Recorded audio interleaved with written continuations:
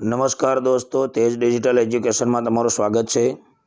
ધોરણ 10 ચેપ્ટર 4 એનું પુનરાવર્તન કરવા જઈ રહ્યા છીએ। આ પ્રકરણમાંથી આપણે 3 વિડીયો બનાવવાના છે 50-50 પ્રશ્નોના, એટલે વધુમાં વધુ શેર, લાઇક ને સબસ્ક્રાઇબ કરજો અને વધુમાં વધુ રિપીટ કરજો। પહેલો પ્રશ્ન છે, કયો સ્તૂપ દ્રવિડ શૈલીનો ઉત્તમ નમૂનો છે?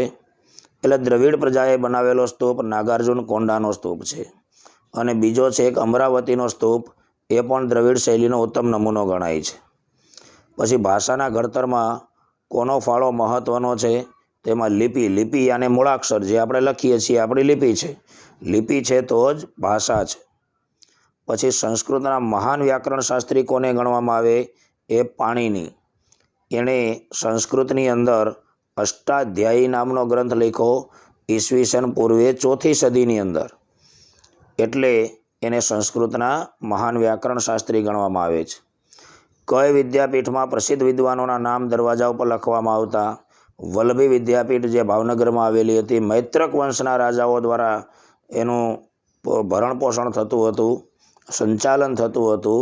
એ વલ્લભી વિદ્યાપીઠની અંદર પ્રસિદ્ધ વિદ્વાનોના નામ દરવાજા ઉપર લખવામાં આવતા હતા। દ્રવિડ કુળની ભાષાઓ તમિલ, તેલુગુ, કન્નડ, મલયાલમ, પણ એમાં સૌથી જૂની ભાષા એટલે તમિલ ભાષા।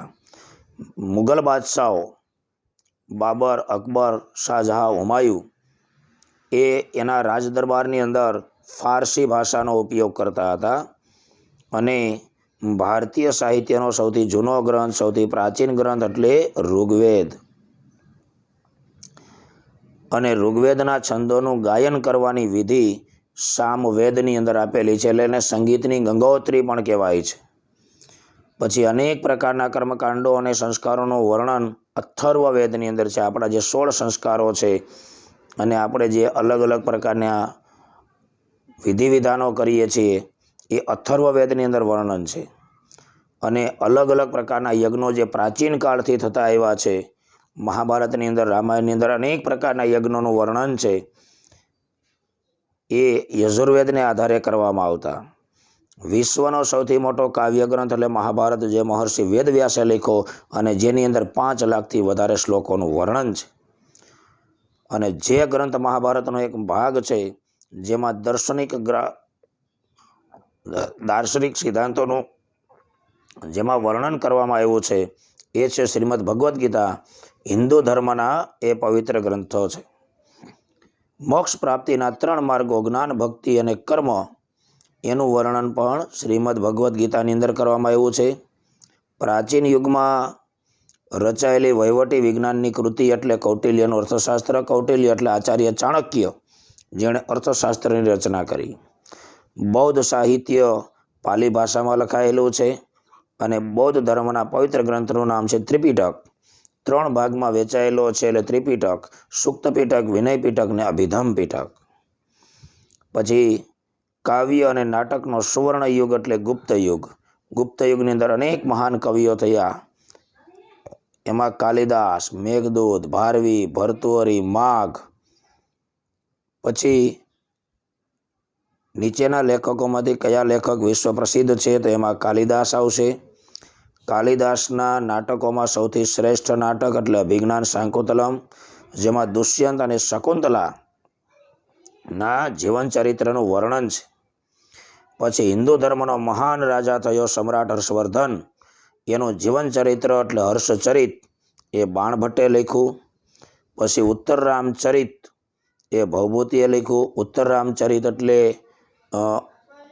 અયોધ્યાનો આપણે રામચરિત માનસનો ઉત્તરકાંડ, જેમાં લવકુશની કથા આવે છે, એ ઉત્તર રામચરિત કહેવાય છે।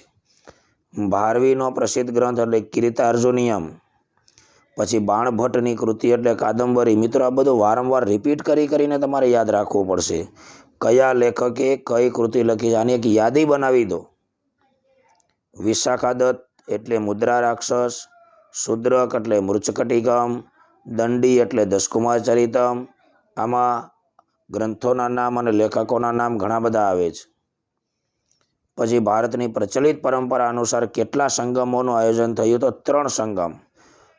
સંગમ એટલે એક જ રાજાના આશ્રય હેઠળ આખા ભારત દેશના વિદ્વાનો ભેગા થાય, એકઠા થઈને બધા વિદ્વાનો ભેગા મળી જે સાહિત્ય સર્જન કરે એ સંગમ સાહિત્ય છે. આવા 3 સંગમો પ્રાચીન સમયમાં આપણા દેશમાં થયા હતા. અને સંગમ સાહિત્યની અંદર 8 કાવ્યના સંકલનનો ગ્રંથ કયો હતો? એ તો થોકઈ. પછી સંગમ સાહિત્યની અંદર વ્યાકરણ ગ્રંથ કયો? તોલકાપિયમ. અને કવિ તિરુવલ્લુવરનો પ્રખ્યાત ગ્રંથ કયો? એ કુરલ. કથા સરિત સાગર ગ્રંથના લેખક સોમદેવ. અને કાશ્મીરના ઇતિહાસને આલેખતો અત્યંત મહત્વપૂર્ણ ગ્રંથ કયો? રાજતરંગિણી. એટલે રાજતરંગિણીની અંદર કાશ્મીરના ઇતિહાસનું વર્ણન છે અને એને જ ભારતનો પ્રથમ ઐતિહાસિક ગ્રંથ ગણવામાં આવે છે. કવિ જયદેવનો પ્રસિદ્ધ ગ્રંથ એટલે ગીત ગોવિંદ. રાજતરંગિણી ગ્રંથ કોણે લખ્યો હતો? કે કલ્હણ. કવિચંદ બરદાઈનો ગ્રંથ એટલે પૃથ્વીરાજ રાસો, જેમાં પૃથ્વીરાજ ચૌહાણની સુરવીરતા પરાક્રમનું વર્ણન છે. શંકરાચાર્યએ ભાષ્યની રચના કરી તો નૃપતૃંગે કવિ રાજમાર્ગની રચના કરી. એવી જ રીતે કવિ પંપાએ કન્નડ ભાષાની અંદર આદિપુરાણની રચના કરી છે. જૈન તીર્થકરો, જૈન ધર્મની અંદર જે 24 તીર્થકરો થયા એમાં આદિનાથ સ્વામીનું જીવન ચરિત્ર એટલે આદિપુરાણ કવિ પંપાએ લખ્યું કન્નડ ભાષાની અંદર. એવી જ રીતે કવિ પોન્નાએ શાંતિનાથ સ્વામીનું જીવન ચરિત્ર લખ્યું, એ શાંતિપુરાણ કહેવાય છે. અને કવિ કંબલે તમિલ ભાષાની અંદર રામાયણની રચના કરી છે. એટલે રામાયણ અલગ અલગ ભાષાની અંદર લખાણી છે. મુલ્લા દાઉદનો અવધી ભાષાનો સૌથી જૂનો ગ્રંથ એટલે ચંદ્રાયન ગણાય છે. અને દિલ્હીના સુલતાનોની રાજભાષા ફારસી ગણાય છે. તારીખે ફિરોઝશાહી ગ્રંથ જિયાઉદ્દીન બર્નીએ લખ્યો. અને તારીખે ફિરોઝશાહીની અંદર રાજકીય સિદ્ધાંતો ઉપર આધારિત એ ગ્રંથ છે. મૃગાવતીએ કુતુબનની રચના કરી. અને મધ્યયુગની અંદર ભક્તિ ગીતો લખવાની શરૂઆત ચૈતન્ય મહાપ્રભુએ કરી. અને ગુજરાતી ભાષાની અંદર નરસિંહ મહેતાએ ભક્તિ ગીતો લખવાની શરૂઆત કરી. તો આવી રીતે 50-50 પ્રશ્નોના આપણે 3 વિડીયો આ ચેપ્ટરમાંથી બનાવવાના છે. પુનરાવર્તન માટે ખાસ મહત્વનું છે. એટલે વધુમાં વધુ શેર, લાઈક ને સબસ્ક્રાઈબ કરજો. નમસ્કાર.